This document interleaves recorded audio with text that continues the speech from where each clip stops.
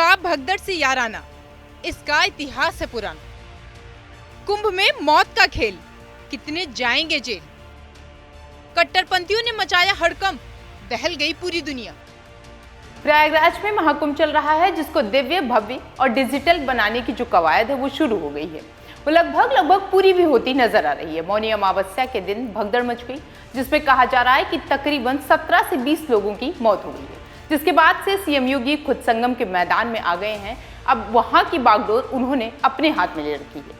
इसी के साथ प्रधानमंत्री मोदी भी सीएम योगी से लगातार एक एक पल की खबर ले रहे हैं।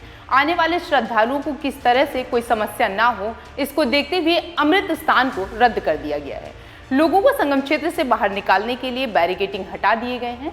हालांकि अभी संगम तट पर लोगों का तांता लगा हुआ है। कुंभ मेले में भारी भीड़ की वजह से अफरा तफरी होना और भगदड़ होने का इतिहास अगर देखा जाए तो बहुत पुराना है।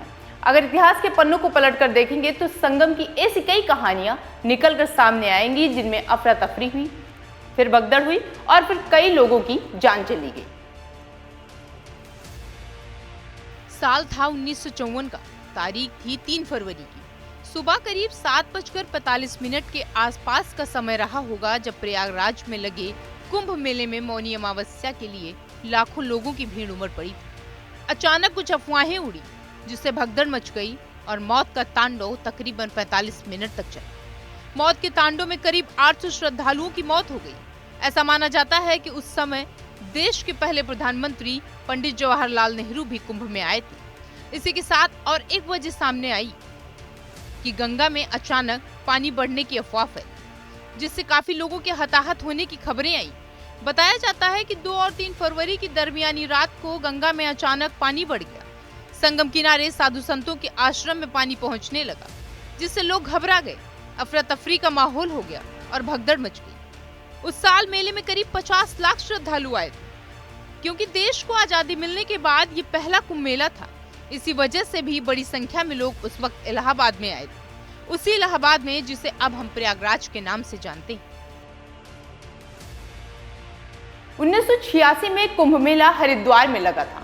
उस समय यूपी के सीएम वीर बहादुर सिंह थे, यानी सत्ता उनके हाथ में थी।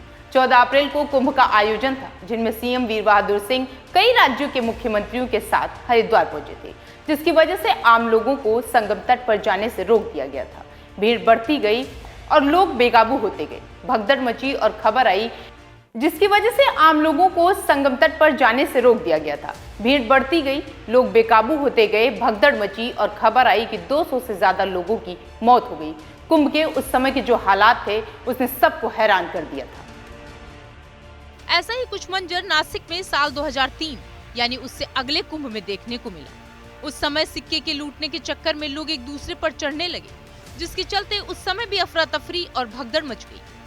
इस भगदड़ में महिलाओं और बच्चों समेत 39 लोगों की जान चली गई और 100 से ज्यादा लोग घायल हो गए। इसी कड़ी में हरिद्वार में 2010 में कुंभ मेले के दौरान 14 अप्रैल को भगदड़ मची और 7 लोगों की मौत हो गई। अगले कुंभ 10 फरवरी को प्रयागराज में 2013 में कुंभ का आयोजन किया गया। मौनी अमावस्या पर अमृत स्नान के दौरान घटना घटी।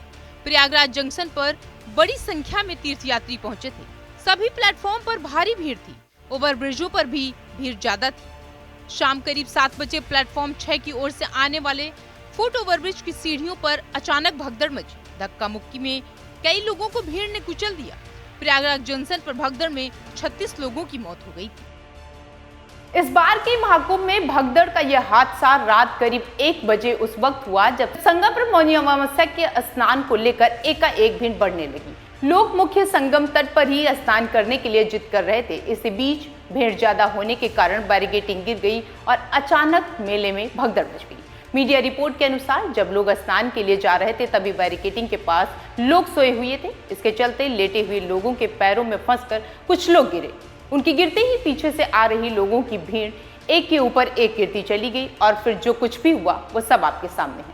लेकिन गनीमत इस बात की रही कि कुछ देर के बाद ही सब कुछ पर कंट्रोल पा लिया गया, जिसके बाद कुंभ के हालात अभी पूरी तरह से काबू में हैं। प्रशासन के जिम्मेदार अधिकारी खुद चप्पे चप्पे पर नजर बनाए हुए हैं। इसी के साथ सीएम योगी आदित्यनाथ ने भी लोगों से अपील की है कि अफवाहों पर ध्यान न दें। घटना के बाद महाकुंभ की सुरक्षा बढ़ा दी गई है और भीड़ वाले इलाकों का हवाई सर्वेक्षण हो रहा है। माहौल अब शांत है, लोगों के स्नान करने का सिलसिला जारी है।